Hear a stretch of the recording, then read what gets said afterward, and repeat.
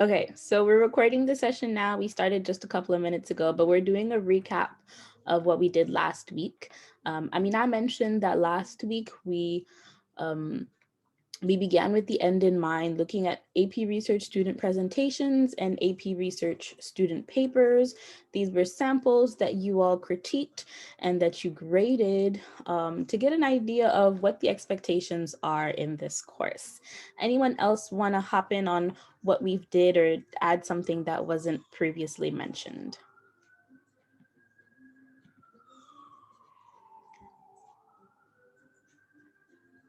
So we watched a video about Nigeria and they were using P as a source of energy. Yes. What was the gap that was identified here? Does anyone remember what a gap is?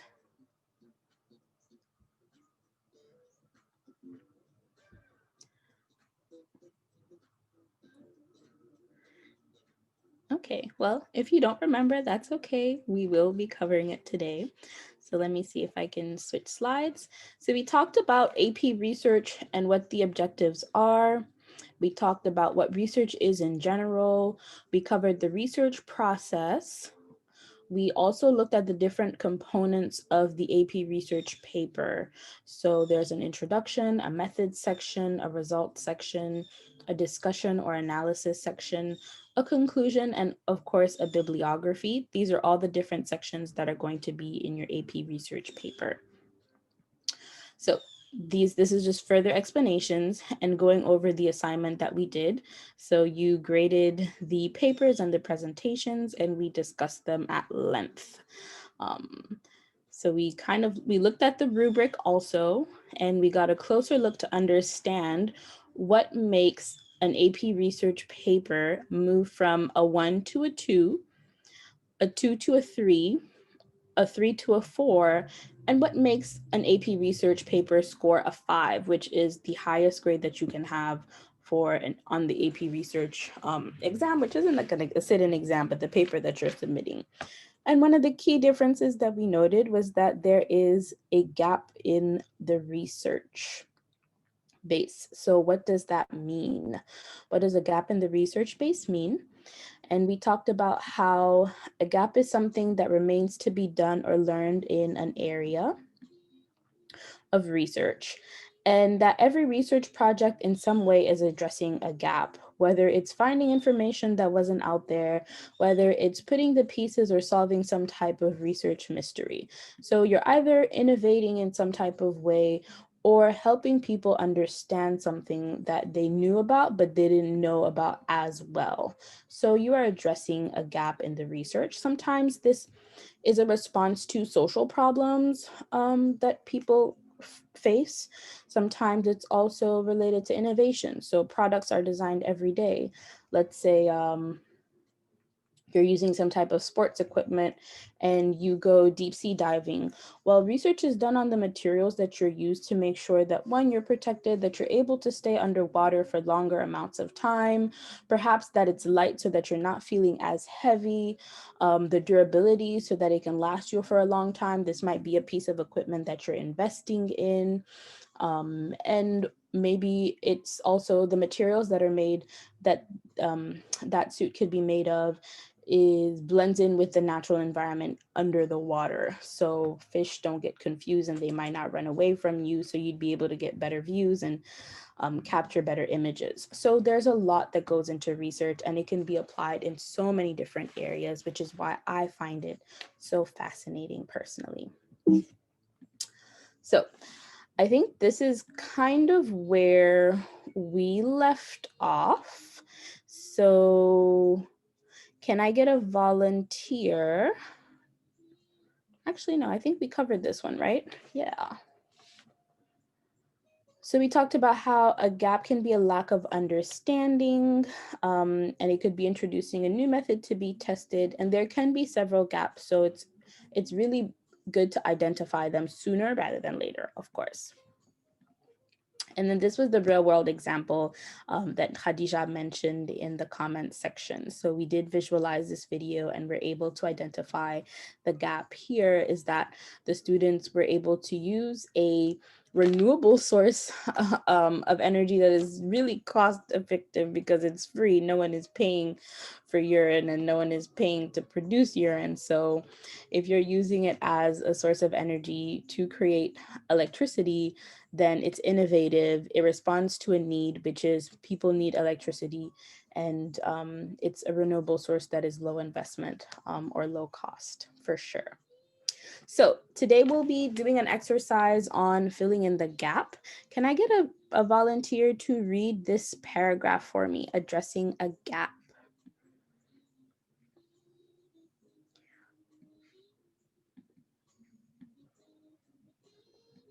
Could I read, please? Yes, Amina. Okay. Addressing the gap in a research paper.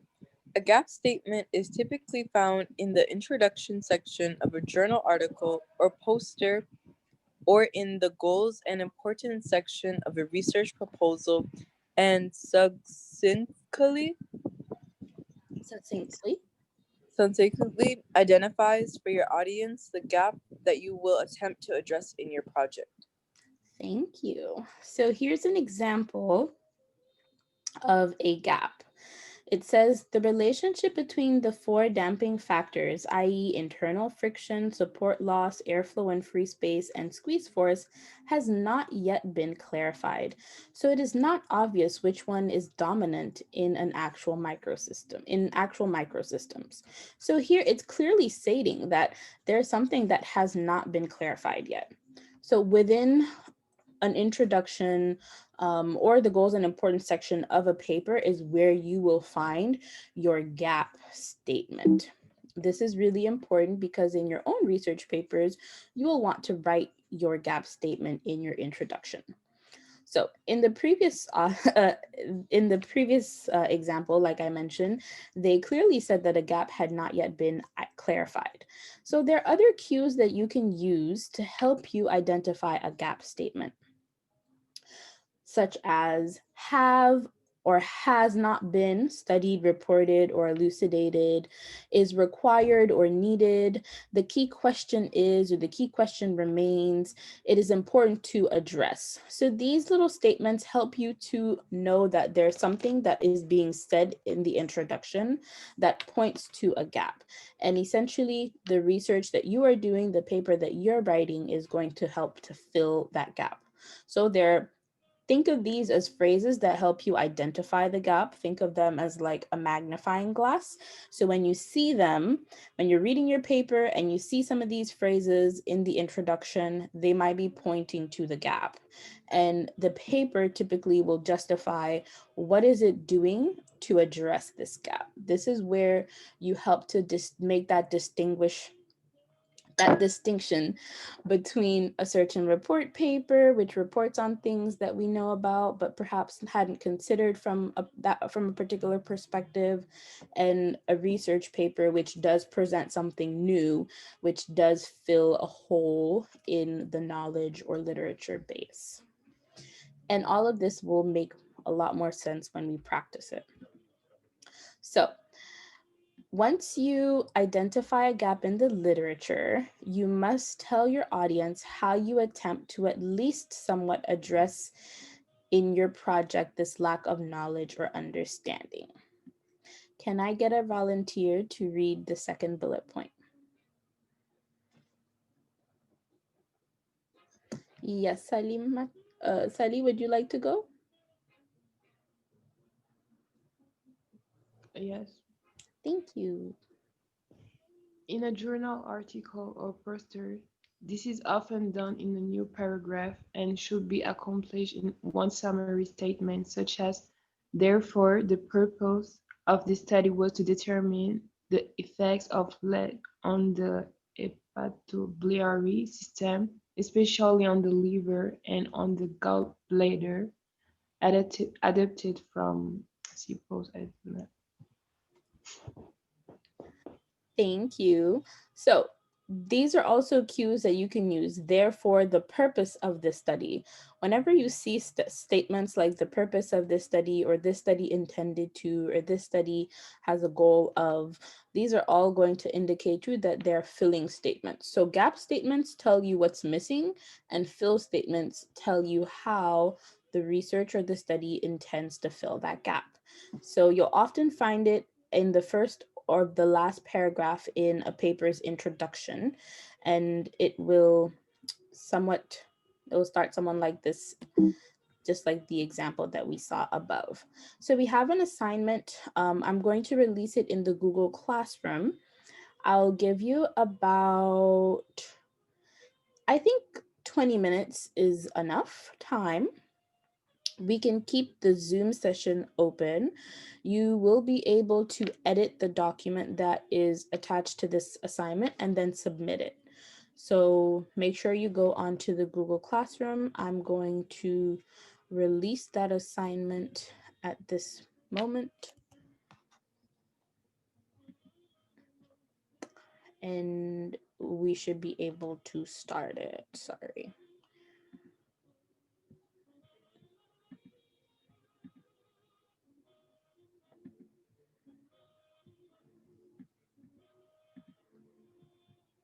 Okay.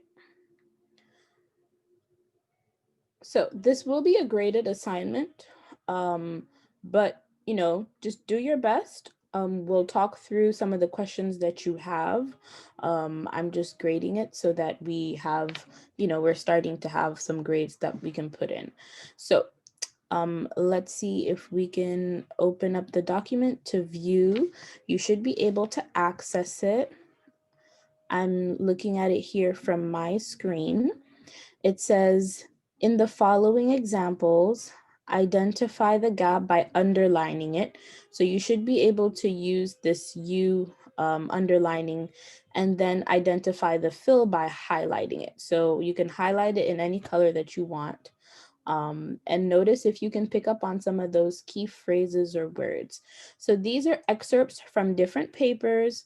It's part of the introduction, and within them you will have some form of gap statement and some form of fill statement.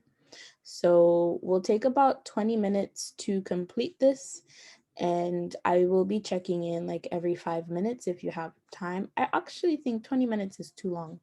Let's shoot for 10 minutes first, and if you need more time, we'll add. How does that sound? Sounds good. Okay, so you can work on the assignment, and I'll see if I need to check on other students who haven't joined.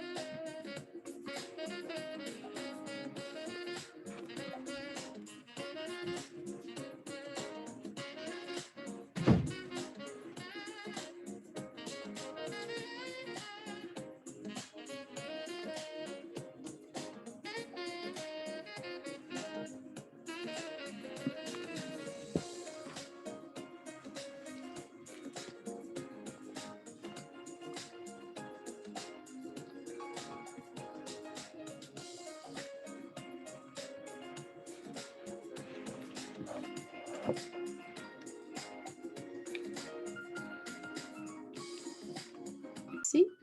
So thank you, ladies, for submitting the assignment. I'll project the answers so we can go over the correction now, and you can kind of get a chance to see what the answers are and compare to see if you identified them or if you didn't identify them. So the purpose of this is that we're learning to see where is it are we picking up on gap and fill statements. And I know you have different responses. So if you are able to see your work, I encourage you to open it up so you can compare and see, you know, what you did versus what the corrected version of this would be. So let's see, can you all see my screen? Yes. Okay, great. So this is the correction for the assignment. So for number 1, I believe it's talking about paralytic shellfish.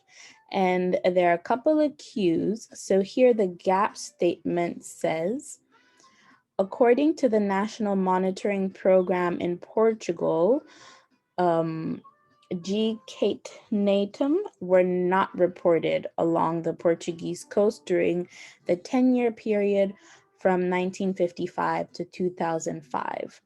So here it's telling you about what wasn't being reported during this time period. And it says that the aims of this study. So again, we're looking for some of those cues like the purpose, the aim, the goal, the intention, what we hope to accomplish, were to fully categorize the toxin profile of G. catenatum strains isolated from the Northwest Portuguese coast before and after the whole 10-year absence of bloom to determine the change and potential implications for the region. So for number 1, this was what you would use to determine what is the gap and the fill statement. Can I get a volunteer to read us out the correction for number 2? Can I go? Yes, please. The factors that promote the scrambling process in McDonald type 2+2 condensations are poorly understood, but suppression of scrambling is essential for preparing large quantities of pure transperferins. Yes. In this paper, Oh no, I was Can I gonna continue? ask you, what was the cue here that, can you identify the cue that would let you know that this is the gap for the underlined sentence? You mean the question? No, like what would you use to understand that this is the gap statement? Is there a part of the sentence that brings it out? The factors that promote the scrambling process. Like that it was poorly understood. Exactly. So it was poorly understood. That means that we are not sure what this is about, or it's missing, or we want to know more about it. And can you read the fill statement? In this paper, we describe a study of a wide range of reaction conditions for the 2+2 condensation that has led to refined synthetic procedures for the preparation of transperferins. Thank you. So here, what tells us that it's a fill statement? It's describing the reaction, like what they're talking about. Yeah. So it clearly says in this paper, we describe a study.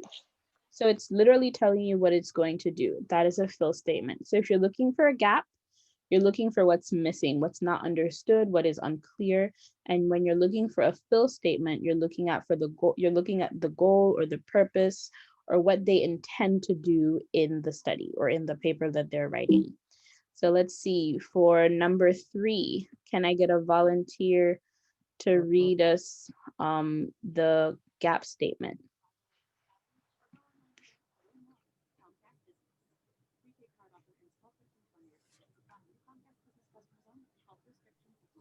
Can I go? Mm-hmm. This has been studied in 2D geometry in 1417. Mm-hmm. Here we present really big simulations of two representative cases. The case one is just marginally above, and the case two is far above the breaking threshold. Yes. Thank you, Khadija. And can you tell us why this sentence was identified for the gap? I don't get this one right. Okay, no problem. So here it's telling you one way to find out what the gap is by identifying what the fill is. So it's telling you what it's doing, which is presenting it in 3D. And it's telling you what has been done before, which is in 2D. So what has been done before allows you to know what hasn't been done yet. And so that helps you identify where the gap might lay in this example. So this has been studied in 2G. 2D allows you to, from that statement, realize that it hasn't been done in 3D yet. So when they do say that they've done it in 3D, that is the fill statement. So it's not always cut and close. It's not perfect. This can be, a little confusing at times, especially in the beginning, but the more you read research papers, the easier it'll be for you to start identifying what is it that the researchers really intend to do. We are getting close on time, so I can quickly go through these, or you can observe them from here. We have for number 4, it's looking at the question of whether all chemicals which are now currently proposed in the literature as purifying, suspending, or grafting agents for the SWNTs actually have a limited effect on the SWNT integrity, has to be addressed. So here the key element is has to be addressed. Can I use this? Oh, great. Maybe. So here the key element is has to be addressed. And that allows you to know that there's something that's missing here. And literally the key here is in this paper, we report. So that would be the cue for your fill statement. In number 5, it's talking about storage capacity of the root zone in controlling evapotranspiration, and has the potential for assessing the catchment style response of vegetation changes. However, so one, it's telling you however, and mostly here it's telling you that this model is limited. That points to something that's missing because of the complex numerical solutions. And again, the purpose of this paper is something that you will be reading about a lot. And for our last example, here it's talking about a risk assessment of the potential impacts on health and environment. And our gaps here are identified. It's saying information concerning both the potential exposure to a given material and its once exposed material impact such toxicity or mutagenicity. So here it says potential for exposure. So perhaps it's something that we don't know about as much. In this work, we addressed the issue of nanomaterial exposure in experiments designed to assess their potential for migration. So it's telling you what they intend to do. Now, granted, these are all very science-based, so the topic might be not so easy to pick up on if you're not familiar with them. I know this, but these were the best examples that I could find for this assignment. And so your homework, you will have to investigate real world issues. So I'll be posting your homework just now. I'll be releasing it. And I want you to look at real journal articles that were written by young people just like yourselves. So there are a couple of websites out there that publish papers written by high school students or teenagers, and I want you to start looking at them and see what you could end up doing with your AP research paper. You could get it published, and that helps you to establish yourself as a researcher. And there are many benefits to being published early on. And spreading the word out there about something that you care about. Essentially, you're doing research on something you enjoy or that you find interesting, and why not share it with the world to know? And they could cite you when they're writing a paper. So you will have a homework that will require you to look at a couple of different journal articles and see if you can identify a gap and a fill statement in those. So you'll get to choose the articles that you read. And I think that should end our class time for today. Let's see, what else did I have in mind? Nope, that's it. So next class, we'll talk about search and report versus research papers. Do we have questions for today? No. No, okay.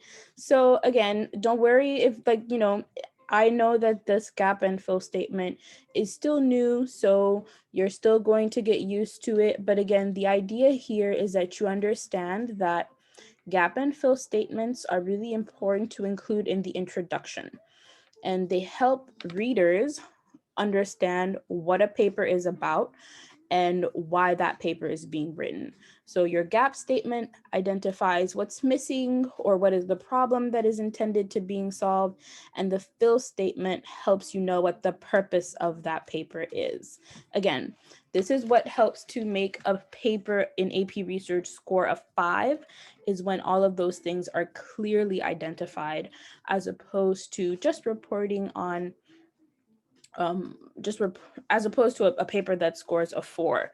So we're starting with the most important things for you to know and keep in mind. And when we're submitting different drafts, we will when we're submitting different drafts, we will make sure that that's in the checklist. Do you have your gap statement? Do you have your fill statement? And that helps to distinguish the papers. So yes, today was a girls' class. And I enjoyed it. I love having the boys around. I love having every student around. So I don't know why we still have some missing absence, but let them know what we did. And on Thursday, inshallah, we'll go over the search and report papers.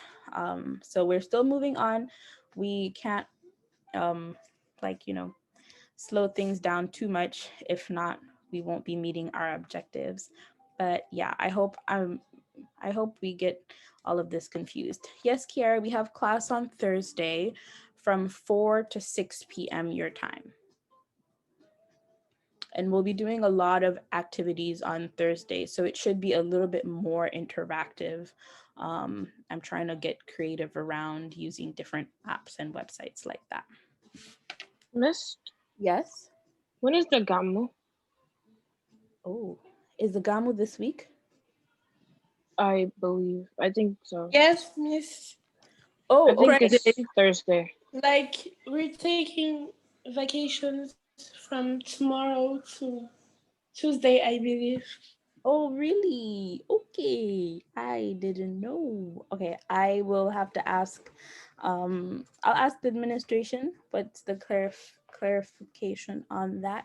If it's a holiday, I do want to respect the school's calendar. So we'll see.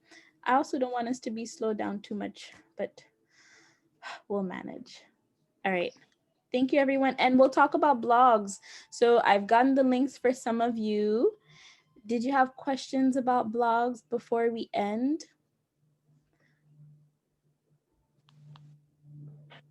Yes. Yes, Jabu, what's your question? What are we supposed to include in them, or we just or it's not So important right now? for now, just create a blog and I will put in an assignment for your first post. It'll be just to describe yourself. So the first post will be tell us about who you are. And you can be as creative with these blogs, honestly, even if you want to vlog them, so long as they featured on your blog, you can. Use pictures. Jabu, you can feel free to use art and document it. Really make your blog your own. Like I said, I won't be controlling all your posts, so you're free to post as often as you want. I will just be asking for some specific posts. So If you have those specific posts, then it'll be checked as done. And for anything else, honestly, I've used blogs before. If I even find some that I wrote a long time ago, I'll share them with you. And it's always nice to see what you've done in the past, and it helps you realize how much you've learned and you've grown. I tried to have students in my AP seminar class 3 years ago do a blog. It worked out well at the beginning, and then it kind of faded out. But with AP research, you do have to keep a portfolio. And so because this is a requirement from College Board, I think it's something that, students have to do. So a blog is a great way of going about it. In the past, some students have had actual notebooks because we were meeting in person. Others prefer to do it in like a Google Doc that they updated. All of those are fine, but I think blogs sometimes are pretty cool because you can share them with other people if you want to, of course. And again, those links, if you don't delete your blog, you can always go back to it years later and see what you're doing. Okay, thanks. So I hope you like the idea of a blog. Aram, I saw that you said that I should start one. I'm still thinking about what my AP research paper is. So, I'm on the same page as some of you guys, not sure exactly what you want to do, thinking of your interests, but I'll try to keep a blog to document at least some of the processes. Of course, for me, it's a bit different. I have a little bit more experience, so things are faster, but it's still a really good endeavor to take on. Yeah. What you proposed about Lux was interesting. What I proposed about locks was interesting. Oh, okay. Yeah. So maybe I will do that. Okay. So we'll talk a little bit more about topics on actually, I don't know if we're meeting on Thursday. I will send an announcement in the Google Classroom and probably in the chat box so that everybody gets it. So I'll just make sure that I'm respecting the school calendar. All right. Thank you, ladies. Have a good evening. And again, self-care, if you're feeling stressed or anything, talk to someone, journal, take a nice shower, go to bed early, get some sleep. Nothing that you're doing right now is a matter of life or death. So just take a deep breath when you feel a bit stressed. All right. Thank you. Bye. Bye.